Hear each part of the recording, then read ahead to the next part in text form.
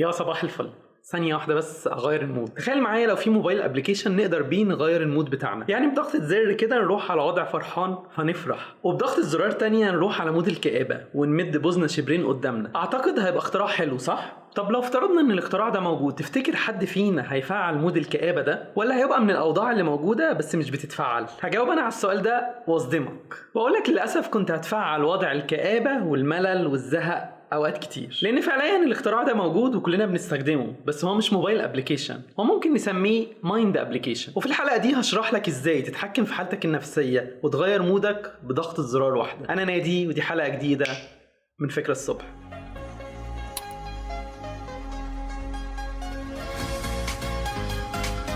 في البداية عاوز ارحب بأي حد جديد بيشوفني لأول مرة، وعاوز اقول لك باختصار كده انا بقدم هنا افكار الهدف منها انك تحسن من شخصيتك وتغير حياتك للأفضل. فلو مهتم بالنوع ده من المحتوى ما تضيعش الفرصة وانضم لعيلة فكرة الصبح من خلال الاشتراك في القناة وتفعيل النوتيفيكيشن.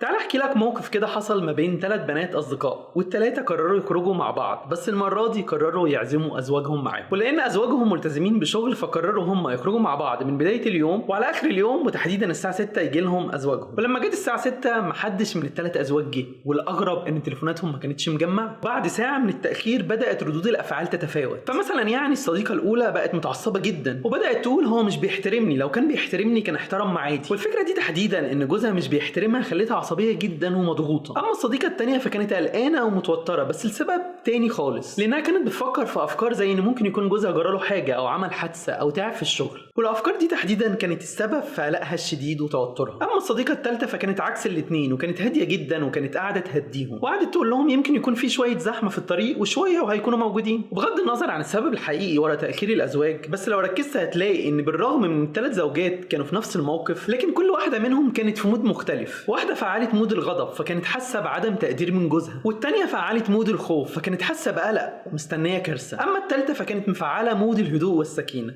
فما كانتش شايفه اي مشكله خالص في تاخير جوزها. والسؤال المهم هنا ايه الفرق ما بين الثلاثه وايه اللي خلى حالتهم النفسيه مختلفه كده؟ ده اللي اكتر من كده، ده ممكن كل واحده فيهم تتعرض لنفس الموقف اكتر من مره وكل مره يكون رد فعلها مختلف. ليه اوقات بنقبل هزار شديد من اصحابنا وفي وقت تاني نغضب ونثور على نفس الهزار. أنتوني روبنز في كتابه قدرات غير محدوده بيتكلم في الفصل الثالث تحديدا واللي كان بعنوان قوه الحاله النفسيه، وقال ان في حاجتين بيتحكموا في حالتنا النفسيه. اول حاجه هي طريقه تفكيرك في الوقت الحالي، ويقصد بدي تحديدا حوارك الداخلي مع نفسك، والحاجه الثانيه هي حالتنا الجسمانيه. وبيقول كمان ان الاثنين بيأثروا على بعض برضه، بمعنى انك لو تعبان جسمانيا فده هيخليك تفكر في الاشياء بطريقه مختلفه، زي انك تعتبر الهزار العادي على انه اهانه ليك، او مثلا لو تعرضت لموقف محرج فتفكيرك في الاحراج اللي انت تعرضت له يخلي وشك يحمر وتعرق وايدك تترعش. وبحسب كلام روبنز فانت لو محتاج تتحكم في حالتك النفسيه لازم تشتغل على الحاجتين دول، طريقه تفكيرك او حوارك الداخلي وحالتك الجسمانيه، ودي لازم تخليها في افضل حالتها. علشان تعمل كده فانت محتاج اكل صحي ونوم كويس وشويه رياضه، واللي بيهم هتقدر تقلل الاوقات اللي بتحس بيها بارهاق او خمول. اما بقى بالنسبه لطريقه التفكير او الحوار الداخلي لازم تفهم الاول العمليه بتمشي ازاي. احنا بنستقبل الاحداث والمواقف والتجارب من خلال الحواس ال5، ودي الحواس اللي بتنقل المعلومات للمخ، واللي بدوره بيبدا في تفسير الاحداث والمواقف علشان تكون واضحه بالنسبه ليه. المشكله بقى هنا ان عقلك بيفسر الحدث وفقا للمعتقدات بتاعتك وطريقه برمجتك، وبالتالي فممكن ياخد موقف عادي ويفسره تفسير مش عادي، وبحسب تفسير عقلك للموقف بيتغير مودك من الهدوء للغضب ومن الثقه للتوتر، وده بقى بيسمى بالتمثيل الداخلي او طريقه تفكيرك او حوارك الداخلي. سيبك من المصطلحات، المهم بس تكون الفكره واصله. لو ما فهمتش اللي فات مش مشكله، ركز في اللي جاي هيكون اسهل، واللي فيها اقدم لك كام نصيحه او تدريب مع الاستمرار فيهم هتقدر تتحكم في حوارك الداخلي وبالتالي تحافظ على مود هادي ومستقر اغلب الوقت. واحدة من أهم أسباب تغيير مودنا فجأة هي التفكير في الماضي أو المستقبل، لدرجة إننا ممكن نعيش الحدث وكأنه بيحصل دلوقتي. أحداث زي مشاكل اتعرضنا لها زمان أو أخطاء وقعنا فيها وندمانين عليها، أو حتى فقدان شخص قريب مننا. كل الأفكار دي بتجمع لينا المشاعر واللي بيها بيتغير مودنا. ومش بس كده، دي بتدخلنا في حالة نفسية سيئة جدا. كمان بعض الناس بيكون عندهم قلق وخوف من المستقبل، فبيندمجوا في التفكير دايما في إيه اللي ممكن يحصل بكرة، والأفكار والمشاعر دي كفيلة إنها تغير مودهم وتخليهم دايما عصبيين ومضغوطين. موجودين. علشان كده حاول تدرب نفسك على التفكير في الحاضر واللحظة اللي انت بتعيشها، ولو جات لك افكار من الماضي رد عليها بفكرة ان الماضي عدى وانتهى وان الحاضر اهم، وان كان في حاجات ندمت عليها قبل كده على الاقل دلوقتي انت ضامن انك مش هتكررها. وان كنت فقدت حد عزيز عليك ما تركزش في فكرة انك فقدت، حاول تركز على فكرة انك كنت محظوظ علشان عشت معاه السنين واللحظات اللي عشتها. وبنفس الطريقة واجه افكار الخوف من المستقبل، وقول دايما لنفسك ان بكرة هيبقى احسن، ولو انا ركزت في الحاضر هخلي المستقبل مختلف. كمان فكرة التركيز في الحاضر ليها فايدة جميلة جدا، لانك بيها بتعمل مستقبل احسن، ولما هتوصل للمستقبل ده هتكون سبت وراك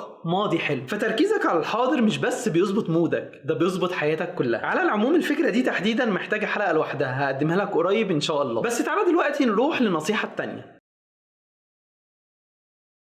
في المثال اللي اديتهولك من شويه، اللي وقع الزوجات في مشاعر سلبيه وغير من مودهم كان بسبب افتراضهم لحاجات مش موجوده في الحقيقه، لكن عقلهم صدقها ودعمها بمشاعر. وعلشان كده في النصيحه دي عاوزك ترفض اي افتراضات، ولما تجيلك فرضيات فيها مشاعر سلبيه فكر نفسك انها خدعه بيعملها فيك عقلك وان الواقع مختلف. كمان في موضوع الافتراضات ده في مشكله بيقع فيها اغلبنا، لما بنفكر اننا قاريين افكار اللي قدامنا، اصلها بتعمل كده علشان تغيظني رغم انها ممكن تكون مش شايفاكي اصلا، او حد تاني بيقعد يقنع نفسه ان الناس شايفينه وحش ويبتدي يفترض حاجات مش موجودة أصلا. وده مش بس بيغير المود ويدخلك في حالة نفسية سيئة، ده كمان بيأثر على ثقتك في نفسك وبيخليك تبان كشخص مهزوز قدام الناس. عشان كده درب نفسك دايما انك ترفض اي افتراضات، وقول كده لنفسك طالما الشخص اللي قدامي ما قالهاش ما تبقاش حقيقة، وطالما انا مش عندي المعلومة كاملة يبقى ما فيش قصة اصلا. اخيرا عايزك تعرف ان الحالة النفسية اللي انت فيها دلوقتي بتعكس افكارك وحوارك الداخلي مع نفسك، وان كل المواقف اللي بتحصل ممكن تتشاف من اكتر من منظور، فحاول دايما تشوفها من المنظور اللي يريحك مش اللي يتعبك. ما اقصدش طبعا انك ما تكونش واقعي، بالعكس انا هنا بتكلم عن الواقعيه في حد ذاتها، لان الواقع بيقول ان عقلنا بيخدعنا وبينقل لنا الصوره اللي بتنسجم بس مع افكارنا، بغض النظر ان كانت الصوره دي حقيقيه 100% ولا لا. فخلي بالك علشان ما تقعش في الفخ ده. وما تنساش برضو ان حالتنا الجسمانيه ليها تاثير قوي على حالتنا النفسيه وافكارنا، فاهتم باكلك ونومك ونشاطك، وصدق اللي قال العقل السليم في الجسم السليم. بس كده. فلو فهمت الافكار اللي في حلقه النهارده انت كده بقى معاك الزرار اللي تقدر بيه تغير مود وتقدر تخلي حالتك النفسيه دايما هاديه ومستقره. اعتقد دي اكتر حلقه احتاج افكرك فيها بشعارنا واللي بيقول